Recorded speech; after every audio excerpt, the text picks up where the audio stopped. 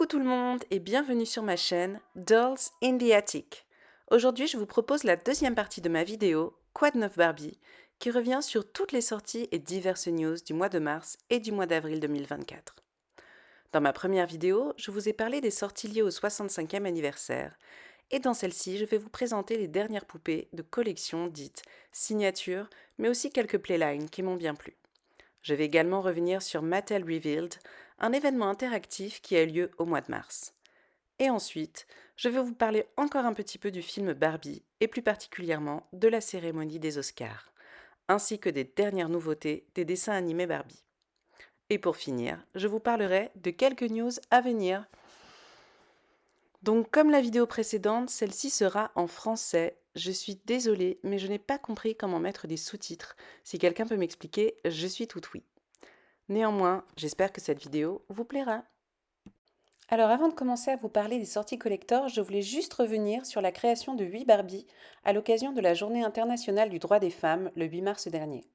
À cette occasion, Mattel a donc décidé d'honorer 8 femmes de nationalités différentes et ayant eu un impact majeur dans leur pays ou dans le monde.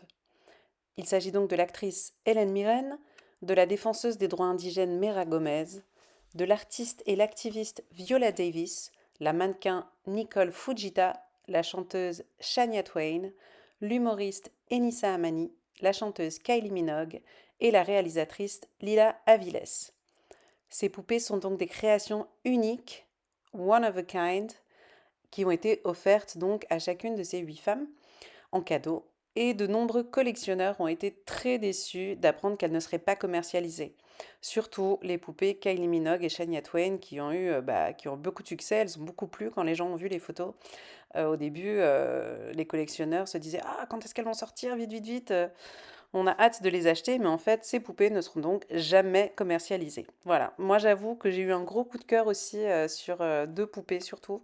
La poupée Shania Twain, je ne suis pas particulièrement fan de la chanteuse, mais je trouve la poupée vraiment super belle. J'adore sa tenue avec son grand manteau et surtout ce chapeau haut de forme qui lui va vraiment super bien, ses cuissardes. Enfin, je trouve son look absolument génial. Donc celle-ci, en plus avec ses longs cheveux, avec cette couleur rose orangé, enfin, je la trouve vraiment hyper belle.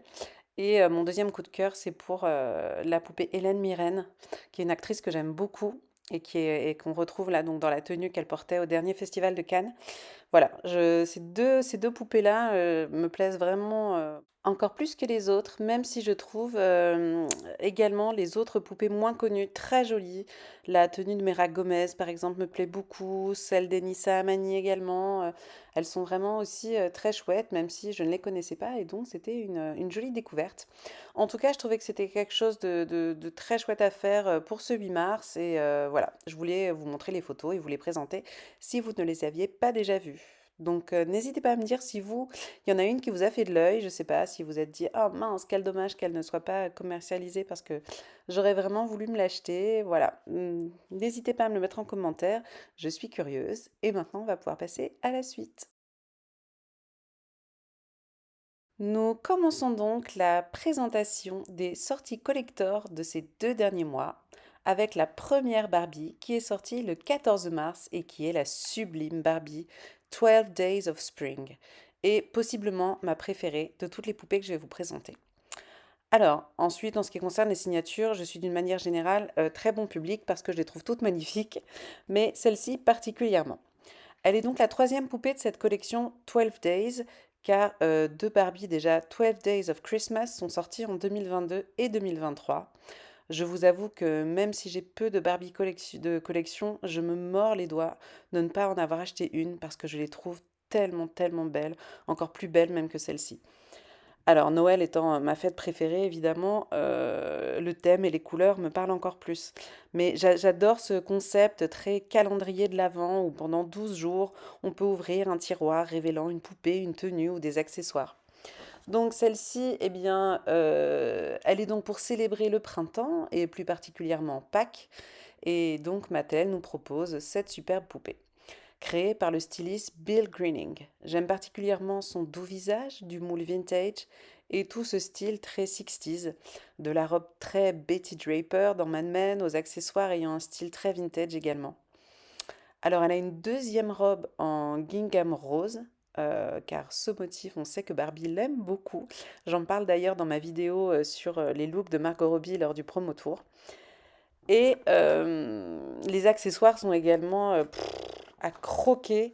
Donc du lapin qui fait penser aux petits jouets d'éveil en plastique, mou, très vintage, à la petite carte poussin. Et j'adore personnellement le service à thé qui pour le coup me fait penser aux couverts qu'on pouvait trouver dans les playsets des années 80.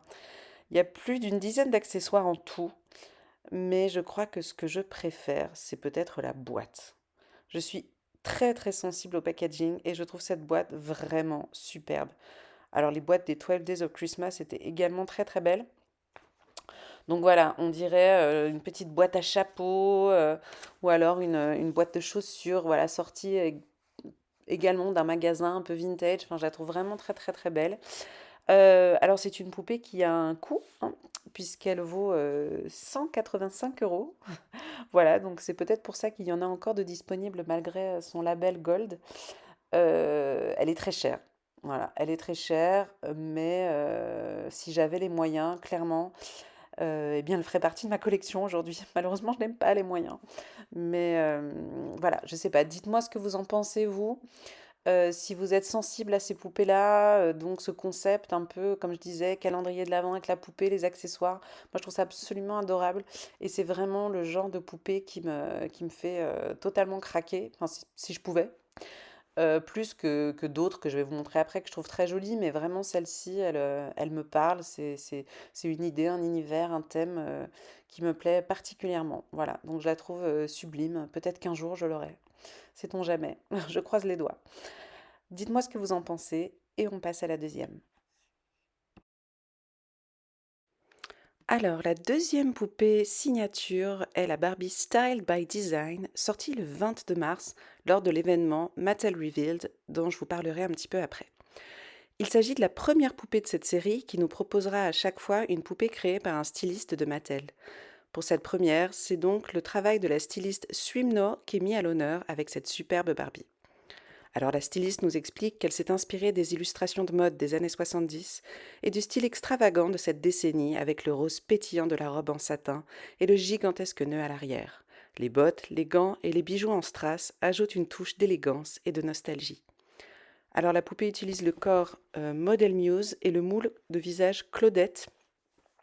Donc dans un style totalement différent de la première, on a une Barbie très belle, très qualitative, avec cette magnifique robe qui allie le rose fuchsia, le rouge et le orange, une combinaison de couleurs que je trouve vraiment très belle.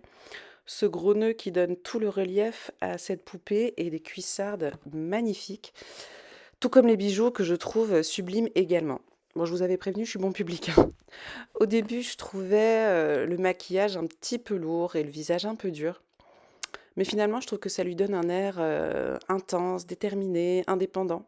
Donc encore une fois, totalement l'opposé de la première poupée précédente qui avait un visage, très doux, un peu de housewife un peu soumise des années 60. Enfin bon, c'est mon interprétation. Mais voilà, je trouve qu'avec les 2 poupées que je vous présente là en premier, on est dans des univers, totalement différents et c'est ça qui est super intéressant. Donc voilà, je trouve encore une fois la boîte, parfaite avec ce dégradé de couleurs qui rappelle la robe, de la Barbie, voilà cette attention, du détail, c'est ce qui en fait des poupées justement de collection et qui peut, justifier alors ou non à vos yeux, leur prix. Mais je trouve, voilà qu'on est encore une fois sur, sur une poupée, vraiment vraiment très belle quoi. Alors, elle aurait un petit peu moins sa place peut-être dans ma collection, car elle en appelle moins à mon imagination et mon cœur d'enfant. Néanmoins, je suis très curieuse de voir les prochaines Barbie de cette série, car celle-ci est vraiment une très très belle entrée, pardon, en matière. Nous passons maintenant à un autre personnage de l'univers de Barbie, car il s'agit ici d'une poupée Skipper, la reproduction d'ailleurs de la première Skipper sortie en 1964. Mattel célèbre avec cette poupée son 60e anniversaire. Il s'agit d'une poupée Silkstone créée par le styliste Bill Greening. C'est une reproduction de la première poupée donc, et elle porte le même maillot de bain que la Skipper de 64, les mêmes ballerines rouges, elle a les mêmes accessoires et également le serre-tête en métal que portaient les premières Skipper. On retrouve aussi la petite étiquette au poignet. Elle a de très beaux cheveux auburn, pardon. Je ne sais pas si cette couleur est fidèle aux poupées de l'époque, car il me semble qu'on en trouvait en blonde, brune ou rousse, mais en tout cas c'est très joli. Alors je ne sais pas si vous collectionnez les skippers, moi j'ai beaucoup d'amis qui ne collectionnent que les Barbie, mais moi je collectionne les skippers, ainsi que les Ken d'ailleurs, et le moule vintage est clairement mon préféré. Je trouve que c'est le plus joli, le plus doux. C'est un moule qui a été utilisé en plus pendant longtemps parce qu'on le retrouve aussi chez les skippers des années 80, qui sont les premières skippers que j'ai eues. Donc voilà, j'y suis très attachée. J'ai une seule skipper des années 60 qui a eu une mauvaise coupe de cheveux, la pauvre, mais je l'adore et j'aimerais beaucoup en avoir d'autres. Alors en règle générale, je ne suis pas super fan des reproductions car je préfère les originales.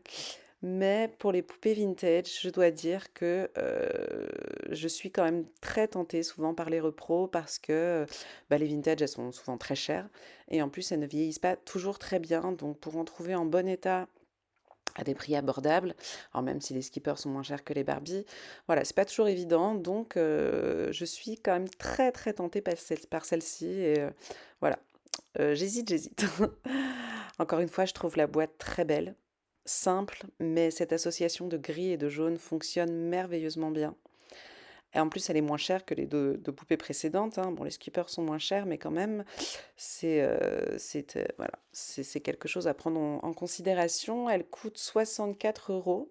Donc même si c'est une somme, c'est déjà un petit peu plus abordable que les autres. Et je suis, bah voilà, comme je vous l'ai dit, je suis très très tentée.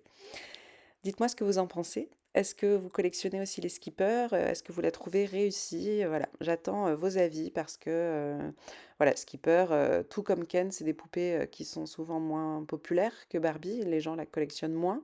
Alors il y a des gens qui collectionnent que skipper, comme il y a des gens qui collectionnent que Ken, ce qui est plus rare, mais ça arrive.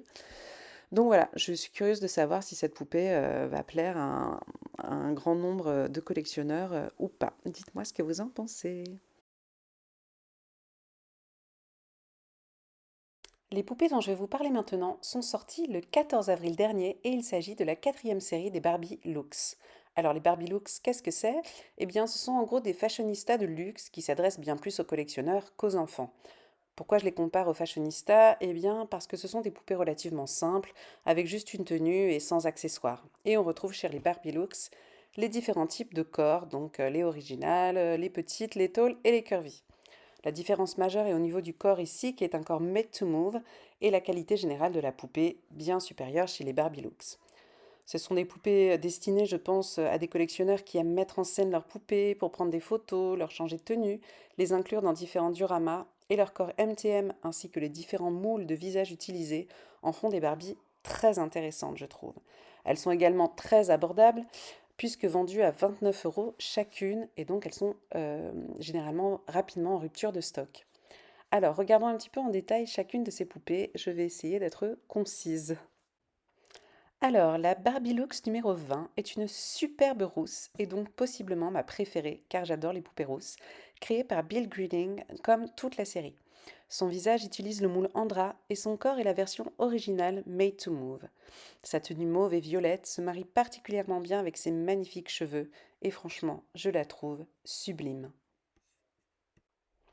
Alors, la Barbie Lux numéro 21 utilise elle le moule de visage Heidi et son corps est également la version originale Made to Move.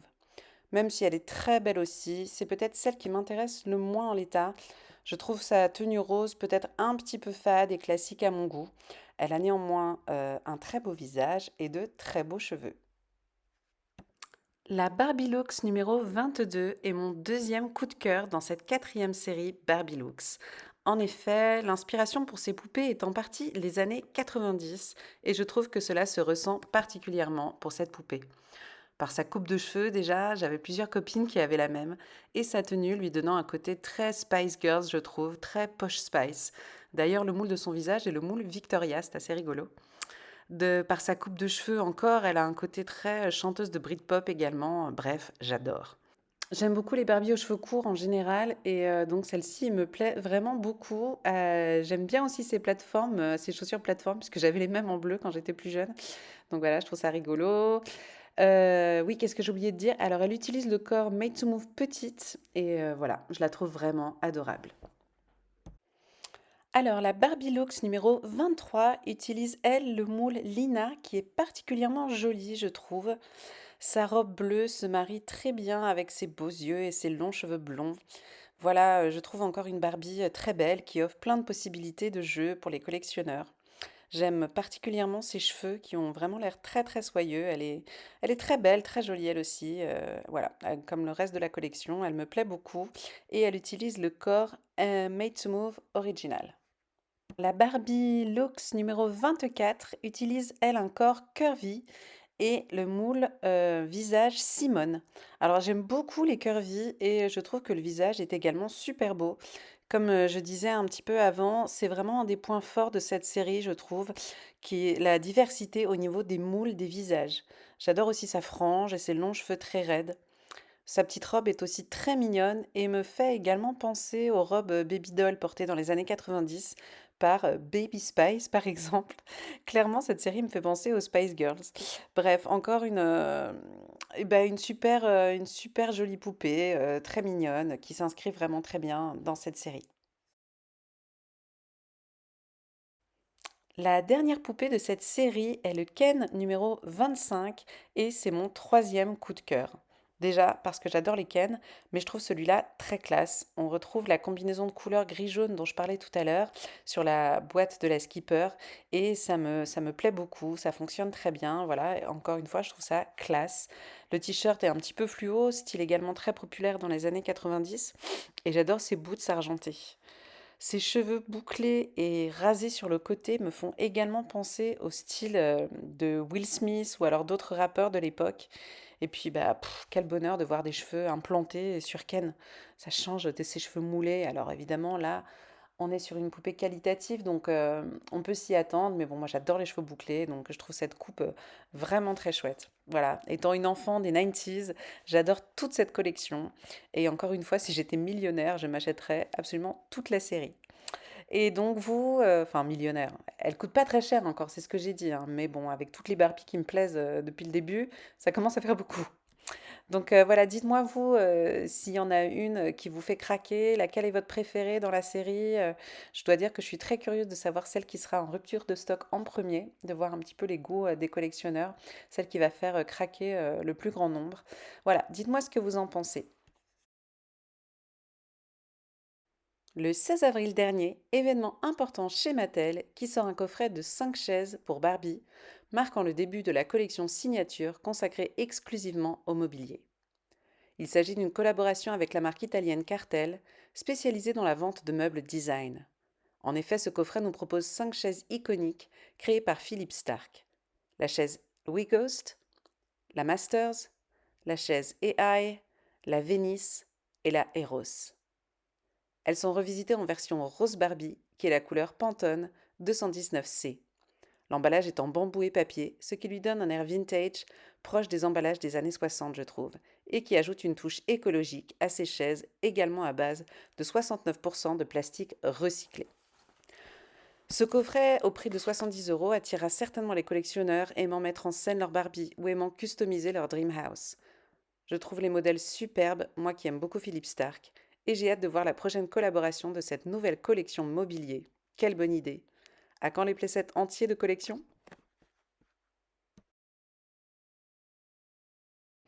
Sortie le 23 avril, la nouvelle poupée de la collection Inspiring Women met à l'honneur Christy Yamaguchi, la première femme asio-américaine à avoir remporté une médaille d'or aux Jeux olympiques à Albertville en 1992.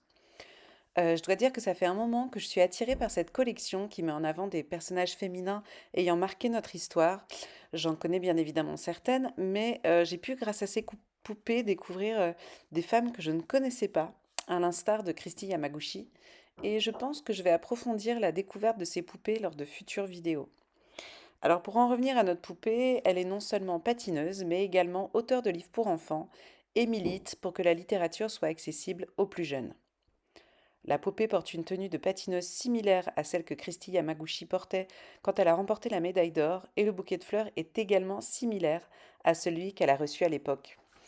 Les patins ont un petit détail sympa puisque la marque Harlick est également inscrit dessus. C'est la marque des vrais patins, donc de Christy Yamaguchi. Donc ça, c'est plutôt mignon.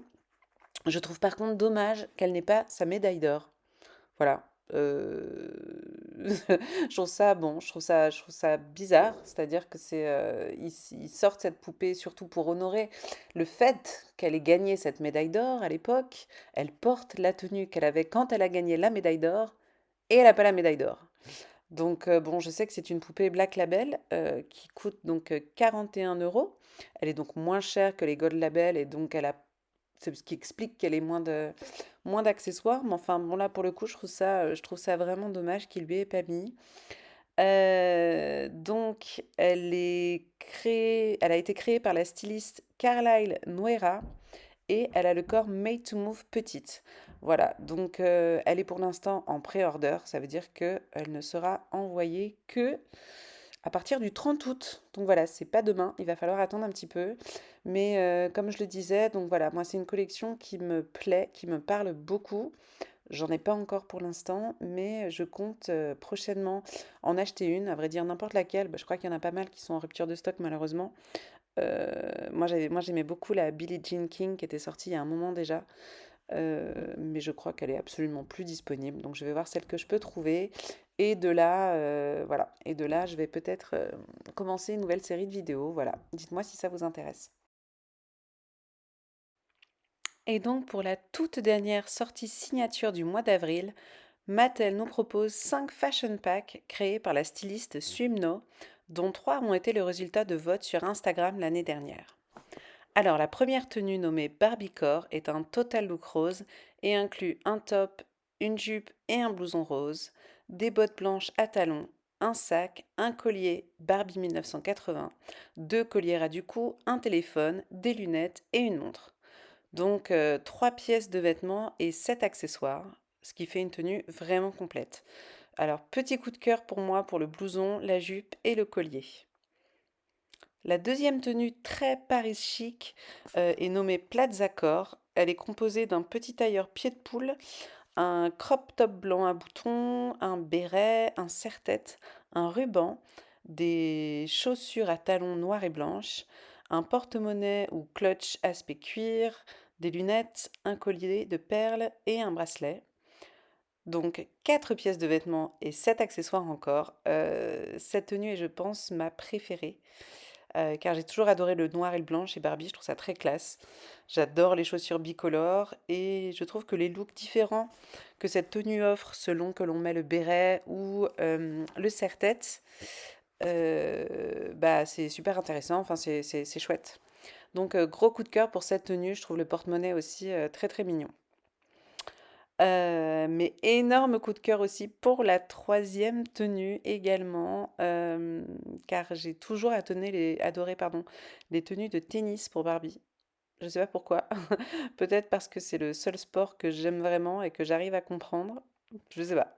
Mais en tout cas, ouais, j'ai toujours adoré les tenues de tennis. Je trouve ça classe. Ça me plaît, j'adore. Donc cette tenue appelée tennis core est composée d'une jupe plissée blanche, un petit haut asymétrique bleu, un pull, un sac, des chaussettes, des baskets, une casquette rose, des lunettes, une montre, des boucles d'oreilles et un collier. Donc encore 4 pièces de vêtements et 7 accessoires à nouveau. Alors mes pièces préférées sur cette tenue sont le magnifique pull et le sac sur lequel il est inscrit 1959, année de sortie de la première Barbie évidemment. Mattel nous propose ensuite 2 autres tenues, dont la très classe Urban Chic et la printanière Spring Date. Alors toutes ces tenues sont donc au prix de 29 euros, même les 2 dernières qui ont pourtant moins d'accessoires, donc quand même un poil cher pour celle-ci je trouve. Voilà, c'est donc tout pour ces sorties Barbie signature. Ça fait quand même pas mal. Et donc encore une fois, bah, j'adorerais savoir votre préféré, votre coup de cœur parmi toutes ces poupées. Donc n'hésitez pas à me le dire en commentaire et on passe à la suite. Nous quittons donc le monde des signatures pour celui des playlines. Je ne sais pas si certains les collectionnent ou tout simplement les achètent pour leurs enfants. J'ai personnellement une petite nièce qui adore les Barbie, donc j'aime bien regarder aussi les playlines. Et voici quelques poupées qui m'ont plu sorties dernièrement. Alors, la première est sortie le 15 mars et il s'agit d'une Barbie boxeuse sur corps made to move. J'aime beaucoup les Barbies sportives en général, même si personnellement je ne le suis pas du tout. Mais dans le même esprit que les poupées carrière, j'aime la thématique You can be anything, qui pour moi est l'essence même de la poupée. Donc là, c'est un sport qu'on l'a rarement vu faire puisque elle fait de la boxe. Voilà, c'est un sport que Barbie n'a pas beaucoup pratiqué jusqu'ici.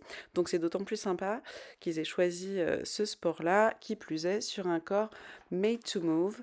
Elle porte donc une brassière, un short, des baskets et surtout des gants de boxe qu'on peut retirer, ce qui permet de changer Barbie si on souhaite. Elle n'est pas obligée de faire de la boxe 24 heures sur 24 et elle nous remercie. Donc il y a une première poupée basketteuse qui est sortie en février, je crois. Voilà donc pour cette petite série de 2 poupées sportives 2024.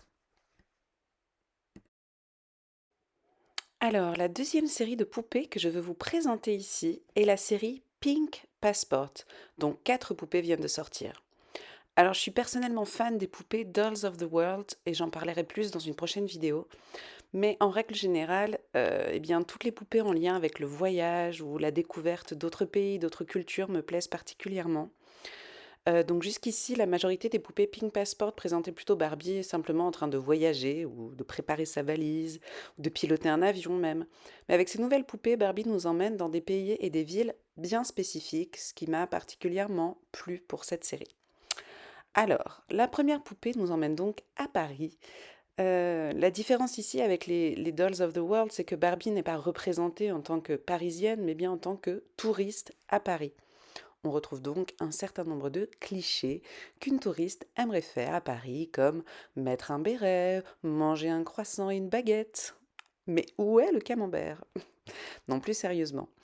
Même si on peut en avoir marre un peu des clichés véhiculés par ces poupées, je pense qu'il faut le voir différemment. Ces Barbie Playline s'adressent à de jeunes enfants et donc il me semble assez normal d'utiliser des visuels forts de l'inconscient collectif ou tout simplement, comme le petit drapeau. Si un enfant de 15-5 ans déjà peut reconnaître le drapeau français et dire «Ah oui, à Paris, on peut pique-niquer, manger du bon pain et des croissants», je trouve ça déjà pas mal et mignon. J'essaie de le voir comme une toute première introduction au voyage pour de très jeunes enfants. Voilà, dites-moi ce que vous en pensez, voilà, si vous trouvez que c'est une bonne idée ou si au contraire, vous trouvez que c'est vraiment trop cliché et vous aimez pas du tout. Enfin bref, pour revenir à cette poupée en particulier, elle a donc 10 accessoires hein, qui sont très mignons. Donc effectivement, tout ce qu'il y a pour pique-niquer, une petite nappe, une petite table, un panier dans lequel elle peut mettre donc sa baguette, son croissant, un petit bouquet de fleurs évidemment, acheté sur le marché aux fleurs, sur les quais de Seine, son café avec le drapeau français, son appareil photo, bien évidemment, pour prendre plein de photos de la ville. Et en tant que vêtements, tenue vestimentaire, elle a donc une petite robe rayée, des compensés roses, un béret, évidemment, un petit sac à main et un collier sur lequel il est écrit Love, bien évidemment, car Paris est la ville de l'amour, tout le monde le sait. Voilà, j'aurais évidemment préféré une poupée avec plus d'articulation, mais je trouve qu'elle a un joli visage. Elle coûte 20 euros, ce qui est raisonnable, je trouve, vu le nombre d'accessoires. La deuxième poupée, elle visite l'Italie. Donc j'aime un peu moins cette poupée. Je trouve que sa tenue est très moche. Enfin, personnellement, j'aime pas du tout sa robe. Je trouve ses chaussures très moches aussi. Et elle a peu d'accessoires, donc ça, c'est un petit peu dommage. En plus, bon, quitte à faire une glace, ils auraient quand même pu faire une glace à l'italienne. Ça aurait été un petit peu plus parlant. Après, ça reste une poupée sympa à offrir à un enfant, par exemple, qui aurait la chance de se rendre en Italie pour les vacances. Ça permet de se projeter et de s'investir dans le voyage. Voilà, c'est pour ça que moi j'aime bien cette série, comme je le disais au début. Donc en plus de sa robe et de son top en maille, elle a des plateformes bleues, transparentes, un ras du cou en perles et un bob. Ces accessoires comprennent une glace, une pizza, un café avec le drapeau italien et quelque chose que je n'arrive pas du tout à identifier. Donc si vous comprenez ce que c'est, dites-le moi, je comprends pas du tout. On dirait je sais pas, des mains, des ailes. Je comprends pas ce que c'est. Est-ce que c'est un bijou peut-être, une broche, une barrette? Je sais pas. Voilà. Bon, l'avantage, comme elle a moins d'accessoires, c'est qu'elle est un petit peu moins chère. Elle est donc à 18 €. La troisième Barbie, elle, part en voyage à Hawaï. C'est une poupée très mignonne avec une multitude d'accessoires très sympas. Elle porte un maillot et un paréo, un bracelet, des tongs et une visière. Alors elle a 7 accessoires, une serviette de plage, une chaise de plage, des lunettes de soleil, de la crème solaire, un sac pour ranger ses affaires de plage, une glace et un jus d'ananas. Elle coûte également 20 €, ce qui les vaut, je trouve, au vu des accessoires. Seul petit bémol, c'est le manque de drapeau pour cette poupée. C'est dommage, les deux autres en ont une et j'aurais bien aimé voir le drapeau hawaïen que personnellement je ne connaissais pas. Voilà, je trouve qu'il manque juste une petite touche qui ferait de cette poupée plus qu'une simple poupée de plage. C'est vrai que quand on la voit comme ça, on se dit pas: «Ah oui, c'est Barbie Hawaï».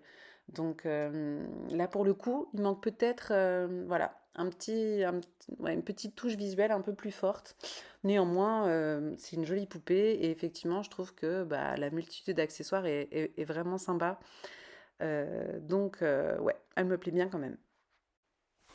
Alors, la dernière poupée de la série est de loin ma préférée. La poupée Hollande est vraiment adorable sur son beau vélo rouge, son petit chien et un joli bouquet de tulipes dans le panier. Elle porte un très joli short rouge à rayures et un t-shirt avec un petit moulin adorable. Ses accessoires incluent également un casque de vélo, un sac à dos, des jumelles, un bretzel et une gaufre. Alors certainement ce que je préfère, c'est la petite planche de stickers reprenant d'autres visuels classiques de la Hollande. Le drapeau, les sabots, les immeubles à l'architecture typique des Pays-Bas, le costume traditionnel, les vaches, le fromage, etc. Ça aurait été vraiment sympa qu'il y ait d'autres planches de stickers avec les autres poupées pour justement apporter un peu plus d'infos et de visuels sur les lieux visités. Alors cette poupée est un petit peu plus chère que les autres, je pense que c'est parce qu'elle est vendue avec le vélo. Elle coûte 30 €. Mais c'est vraiment cette poupée sur laquelle j'ai craqué en premier lieu quand j'ai découvert cette série là, parce que je ne la connaissais pas avant. Et c'est pour ça que je voulais vous présenter donc toutes ces poupées qui viennent de sortir. Je dois dire que si j'avais des enfants qui s'intéressaient aux poupées mannequins, aux Barbie, mais c'est pas le cas, je serais vraiment heureuse de leur offrir cette poupée si jamais voilà, on décidait de partir en vacances aux Pays-Bas. Et si un jour ma petite nièce voilà, va visiter ce pays et voilà, qu'elle s'intéresse encore aux Barbie, bah, je serais vraiment très heureuse de lui acheter parce que ouais, je sais pas. Je trouve que c'est vraiment une chouette approche pour les enfants jeunes, en bas âge. Ma nièce, elle a 4 ans. Voilà, de s'investir, un peu de se projeter avant le départ, avant de partir, avec sa poupée voilà, dans le pays qu'on va visiter. Et même sans partir d'ailleurs, parce que bon, tous les enfants n'ont pas la chance de partir à l'étranger en voyage. Et ben voilà, je trouve que c'est des petites poupées qui font quand même rêver et qui permettent de s'ouvrir un petit peu sur le monde, même si encore une fois, on est dans des visuels peut-être très clichés, évidemment, il y a autre chose en Italie que les pizzas et les glaces, en France que les croissants et les bérets, on sait très bien, mais voilà, moi je trouve que ça permet, comme je l'ai déjà dit, une première approche vers l'extérieur, vers d'autres cultures, vers le monde. Et donc cette série, pour l'instant, en tout cas avec ces 4 poupées, m'interpelle, m'intéresse et donc je vais suivre de près les prochaines sorties pour voir si, ça reste dans le même esprit. En tout cas que de cette poupée Hollande que je trouve vraiment très chouette. Voilà. Je mets un tout petit bémol sur la poupée italienne que je trouve un tout petit peu moins intéressante et la poupée Hawaï, même si je la trouve chouette, qui manque un petit peu d'identité visuelle. Mais voilà, je suis curieuse de savoir quels pays vont faire par la suite et comment va évoluer cette série. Donc c'est tout pour les playlines et ensuite on peut passer eh bien, à la suite. Je vais maintenant vous parler rapidement de l'événement Mattel Revealed ayant eu lieu le 22 mars dernier. Rapidement car cette vidéo fait déjà 35 minutes. Alors Mattel Revealed, c'est quoi? Eh bien, c'était un événement interactif permettant d'aller un petit peu dans les coulisses de Mattel afin d'en apprendre un peu plus sur la conception de nos jouets préférés. Durant cet événement de 2 jours, les différentes licences Mattel, de Uno à Hot Wheels par exemple, de Monster High à Barbie, ont décidé de mettre en vente un certain nombre d'objets exclusifs présentés par les différents designers en charge de leur conception. Il était également possible de poser des questions live à ces personnes. Pour Barbie par exemple, une Magic 8 Ball ainsi que la Barbie Style by Design que je vous ai présentée en début de vidéo ont été présentés par le styliste les ayant créés, Swimno en l'occurrence pour Barbie, pardon. La personne en charge du packaging a également donné un petit cours sur la façon d'ouvrir une Barbie de collection sans l'abîmer. Les lives sont disponibles en replay sur le site de Mattel Création et vous pouvez également voir les produits Mattel Revealed encore disponibles sur le site. Je ne sais pas s'ils referont un jour un événement de ce type, mais en tout cas j'ai trouvé ça hyper intéressant comme concept et donc j'espère bien qu'ils en referont un. On va maintenant reparler un petit peu du film Barbie, mais surtout de la cérémonie des Oscars ayant eu lieu le 11 mars dernier. Car le film a été nommé dans 8 catégories, ce qui n'est pas rien. Les acteurs principaux étaient tous très élégants, la belle America Ferrara mettant une dernière fois en avant le rose de notre chère Barbie. Barbie était elle-même très chic pour l'événement, petit aparté rigolote. La robe choisie ici pour Barbie m'a fait penser à une robe portée peu de temps avant par Margot Robbie. Si l'actrice a passé plus d'une année à s'habiller comme la poupée, cette fois-ci, c'est Barbie qui s'est inspirée de Margot. Pour en revenir à la cérémonie, Billie Eilish a interprété la sublime chanson What Was I Made For. Mais le clou de la soirée fut définitivement la performance de Ryan Gosling avec son I'm Just Ken, tube ultime en ce qui me concerne. La cerise sur le gâteau fut la présence de Slash, car étant une immense fan des Guns N' Roses, c'était vraiment le combo parfait. Je n'ai pas regretté d'avoir veillé jusqu'à 2 heures du matin. Les 2 morceaux étant nommés pour la meilleure chanson, c'est finalement Billie Eilish qui remporta la statue. Une merveilleuse façon de clore l'aventure, Barbie, ce film ovni qui a déchaîné les passions pendant un an. Mais finalement, l'aventure ne se termine pas tout à fait là, car le 19 mars est sorti un superbe livre intitulé Barbie The World Tour, une collaboration entre Margot Robbie et son styliste Andrew Mukamal. Ce livre revient sur la quasi-totalité des looks d'inspiration Barbie portés par Margot Robbie lors de la promotion du film. Sur les premières pages, une longue interview de l'actrice et du styliste, puis de superbes photos mettant en scène chaque tenue. Un petit bijou que je viens de me procurer et dont j'essaierai de vous montrer un petit peu plus de pages. Également, une nouvelle expérience cinématographique du film débutera cet été dans toute l'Amérique du Nord avec Barbie the Movie in Concert. Voici ce que la présentation nous dit. Chaque salle sera transformée en Barbieland pour vivre le film comme jamais auparavant. La projection sera accompagnée par un orchestre live entièrement composé de femmes.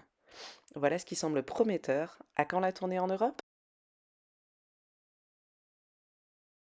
Je vais maintenant revenir rapidement sur les sorties de dessins animés liés à l'univers de Barbie. Alors pourquoi rapidement? Parce que moi, ce sont des programmes que je ne regarde pas.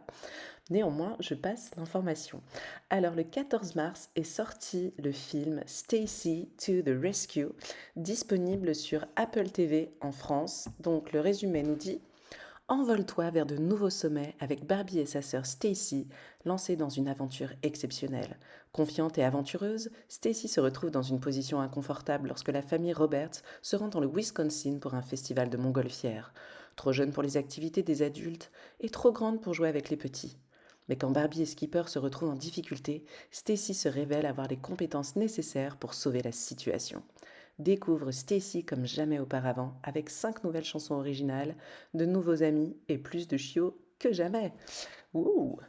Donc voilà le résumé de ce film qui est donc disponible non pas sur Netflix mais sur Apple TV en France. Donc Apple TV, je ne sais pas s'il faut payer un abonnement ou si pour les propriétaires d'un Mac, par exemple, il suffit juste de rentrer ses identifiants Apple, c'est possible. Moi j'ai un Mac, mais il est cassé, donc pour l'instant j'utilise celui de quelqu'un d'autre, donc je n'ai pas les identifiants, donc je ne peux pas vous donner cette information, voilà, avec certitude. Mais il me semble que c'est ça. Ensuite, est également disponible depuis peu Barbie A Touch of Magic saison 2, disponible sur MyCanal. Alors là, MyCanal, c'est sûr qu'il faut un abonnement. Alors, le résumé de cette histoire, de cette saison 2, Au lycée Golden Beach High, une nouvelle année scolaire s'ouvre pour Brooklyn et Rocky. Alors qu'un mystérieux nouvel élève Léo arrive à l'école, une pierre magique est dérobée à Mesmer. Mystère, mystère. Donc, pour ces deux dessins animés, donc le film et la saison 2 de Barbie A Touch of Magic, une série de poupées est déjà disponible. Voilà. Si ça vous intéresse, je vous mets quelques visuels. Et, euh, et voilà, je crois qu'il n'y a pas d'autres Barbie à sortir. Je crois qu'elles sont toutes sorties. Mais encore une fois, je ne suis pas sûre à 100%, n'étant pas une spécialiste de ces programmes. Je finis donc cette vidéo avec quelques news à venir.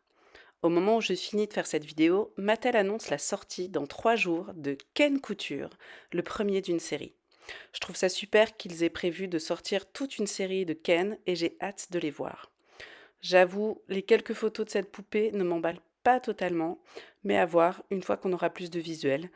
Je trouve les chaussures franchement moches et je suis pas sûre d'aimer la coupe de cheveux. Mais bon, le costume a l'air classe, donc à voir. Autrement, le 28 juin, Netflix sort un documentaire Black Barbie qui raconte l'arrivée de la première Barbie de couleur sur le marché et l'histoire des 3 femmes qui l'ont rendu possible. Je vous avoue que j'ai très très très très hâte de le voir et j'espère vraiment qu'il sera disponible en France. Autre événement auquel j'espère vraiment pouvoir me rendre, c'est l'exposition Barbie qui débute à Londres le 5 juillet au Design Museum.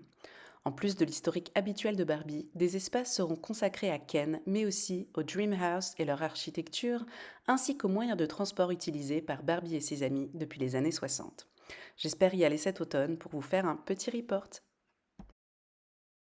Également d'autres sorties liées au 65e anniversaire, dont notamment un jeu Uno signé Robert Best, un des stylistes phares de Mattel, reprenant une multitude des dessins qu'on pouvait trouver sur les boîtes de ces Barbie Collector par exemple, ainsi que des peluches Cutopia, reprenant donc les designs de Barbie iconiques telles que la Great Shape ou la Peaches and Cream. Enfin, en ce qui concerne les futures sorties de poupées, c'est surtout la sortie d'une poupée que j'attends avec impatience. C'est la Barbie Yellow Submarine en hommage aux Beatles.